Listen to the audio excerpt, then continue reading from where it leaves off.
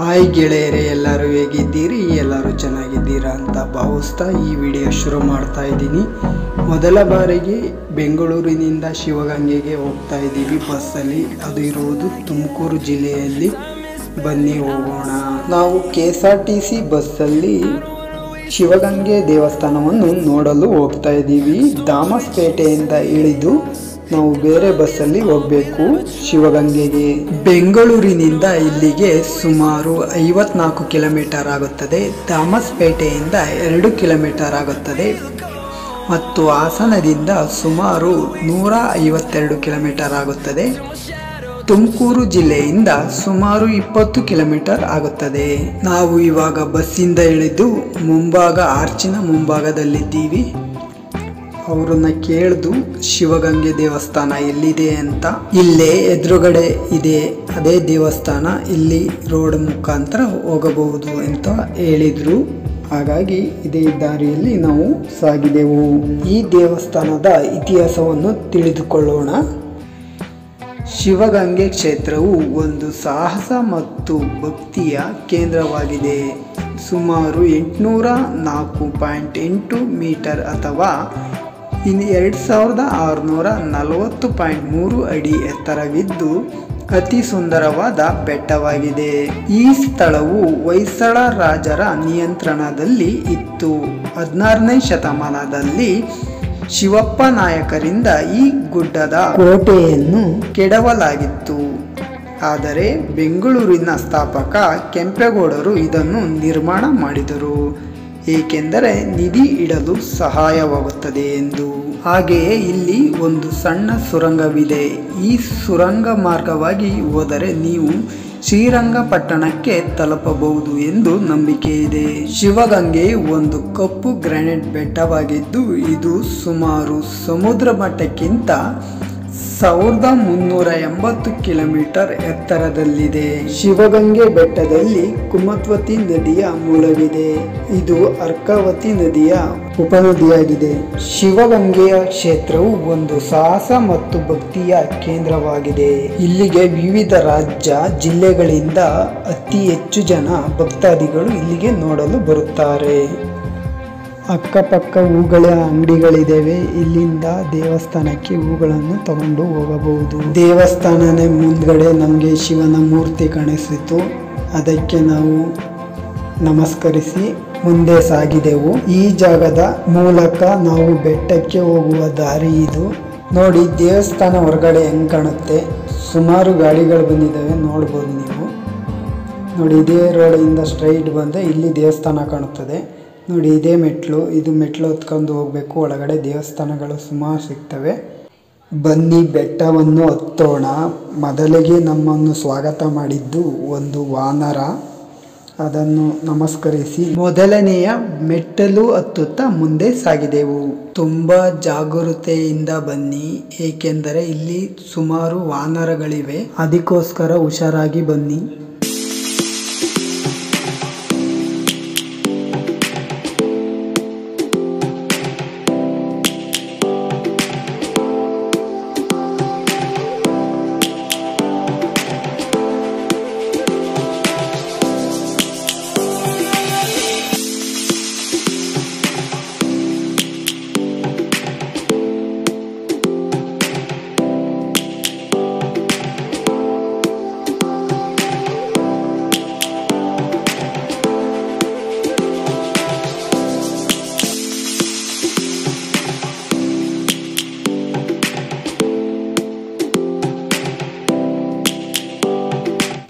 ಈ ಬೆಟ್ಟದಲ್ಲಿ ಸುಮಾರು ದೇವಸ್ಥಾನಗಳಿವೆ.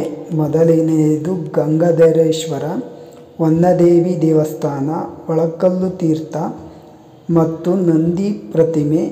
ಪಾತಾಳಗಂಗೆ ಪ್ರಮುಖ ಸ್ಥಳಗಳಲ್ಲಿ ಒಂದಾಗಿದೆ.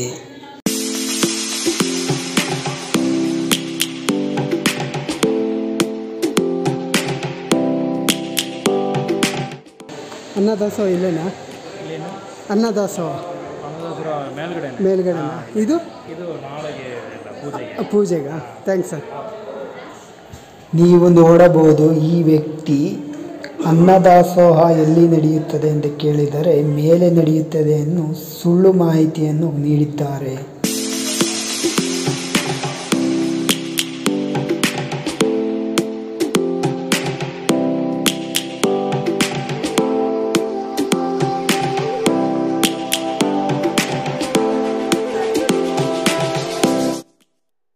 ಇಲ್ಲಿ ಚಪ್ಪಲ್ ಬಿಟ್ಟು ಹೋಗೋಣ, ಒಳಗಡೆ ನಿಮ್ಗೆ ತೋರಿಸ್ತೀನಿ.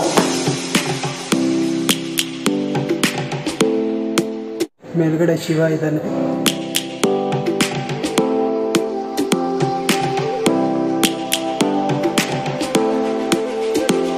ಓಂ ನಮಃ ಶಿವಾಯ ಅಂತ ಬರೆದಿದ್ದಾರೆ ಮೇಲೆ.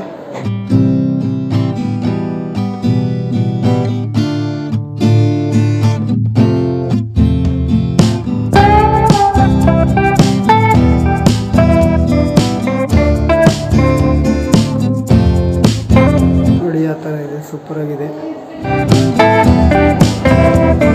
ಮುಖ ಅಂತೆ. ಮೇಲ್ಗಡೆ ಬರ್ಬೇಕಾದ್ರೆ ನಂದಿನೇ ಬಿಟ್ಟು ಹೋಗ್ತಾ ಇದ್ದೆ. ಇಲ್ಲಿ ನಂದಿ ಇದೆ, ಗೊತ್ತೇ ಇರಲಿಲ್ಲ. ಬನ್ನಿ ತೋರಿಸ್ತೀನಿ ನಂದಿ.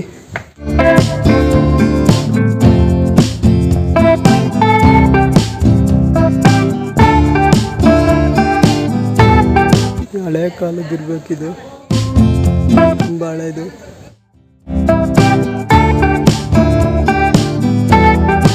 ಒಳಗಡೆ ದೇವರೇನಿಲ್ಲ, ಕಾಣ್ತಾ ಇಲ್ಲ. ಅಲ್ಲೊಬ್ಬ ನೋಡಿ ಮಂಕಿ ಇದ್ದಾನೆ, ಏನೋ ಮಾಡ್ತಾ ಇದ್ದಾನೆ.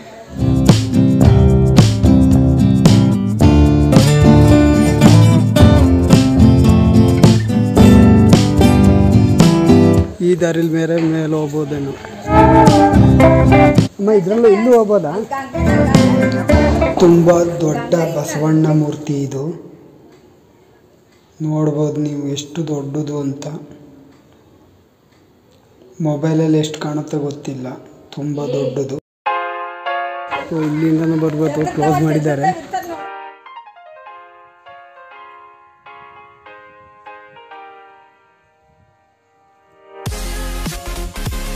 ನೀವು ಇಲ್ಲೇ ಇರೋದಾ? ಇಲ್ಲೂ ಹೋಗ್ಬೋದಾ ಮೇಲೆ?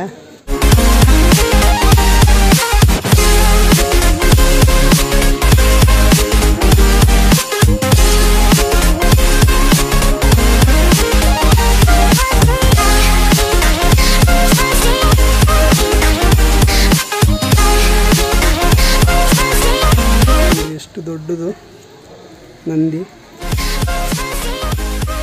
ನಮಸ್ಕಾರ ಮಾಡಿಬಿಡೋಣ.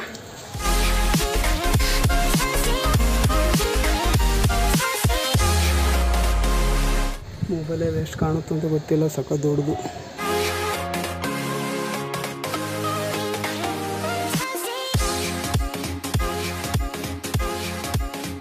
ಬನ್ನಿ ಹೋಗೋಣ ಮೇಲೆ. ಏನು ಅರ್ಧ ಗಂಟೆ ಆಗ್ಬೋದು, ಅವ್ರೇನು ಹೇಳಲಿಲ್ಲ ಮೇಲೆ ಎಷ್ಟು ಗಂಟೆ ಆಗುತ್ತೆ ಅಂತ. ಗೋಡ್ರೆ ಮೇಲೆ ಎಷ್ಟು ಗಂಟೆ ಆಗುತ್ತೆ ಹೋಗೋಕ್ಕೆ? ಎಷ್ಟು ಗಂಟೆ ಆಗುತ್ತೆ ಮೇಕೆ? 2 ಅವರ್ ಬೇಕಾ? ಹಾಂ. ಓ, ಫುಲ್ ಮೇಕ್ ಹೋಗ್ಬೇಕಾ? ಅಲ್ಲೇನು ಇದೆಯಾ? ಹಾಂ ಹಾಂ, ಆ ಥರ. 2 ಗಂಟೆ 2 ಅವರ್ ಆಗುತ್ತೆ. ಹಾಂ ಹಾಂ ಹಾಂ. ಹಾಂ. ಅಲ್ಲಿ ಮೇಲ್ಗಡೆ ಬಸವ ಇದ್ದಾರಾ? ಹಾಂ. ನಿಮ್ದು ಇದೇ ಊರಾ? ಇದೇ ಊರಾ? ಮಂಗಗಳೇನು ಮಾಡಲ್ವಾ? ಹ್ಞೂ.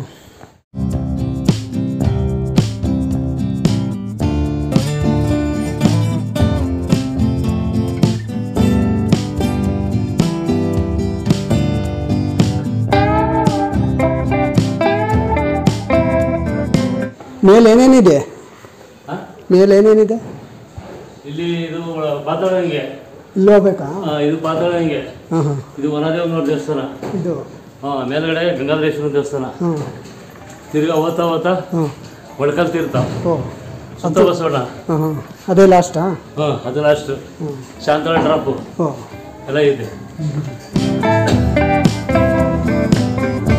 ನೋಡಿ, ಇಲ್ಲಿ ಗಣಪತಿ ಇದೆ.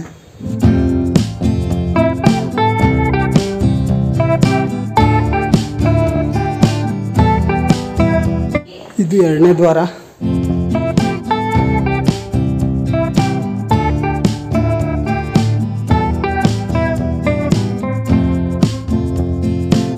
ಇದೇನಿದು? ಇದು ವನದೇವಿ ದೇವಸ್ಥಾನ. ವನದೇವಿ ದೇವಸ್ಥಾನನ. ವನದೇವಿ ಅಮ್ಮನವರು ಅಂತ ಬರೆದಿದ್ದಾರೆ.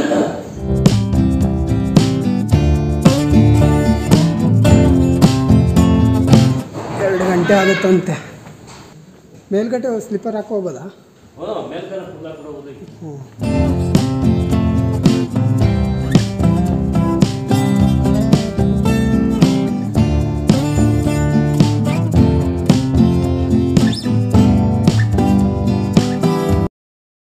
ಈ ವಿಡಿಯೋ ಇಷ್ಟವಾದರೆ ಶೇರ್ ಮಾಡಿ, ಕಾಮೆಂಟ್ ಮಾಡಿ, ಸಬ್ಸ್ಕ್ರೈಬ್ ಮಾಡಿ.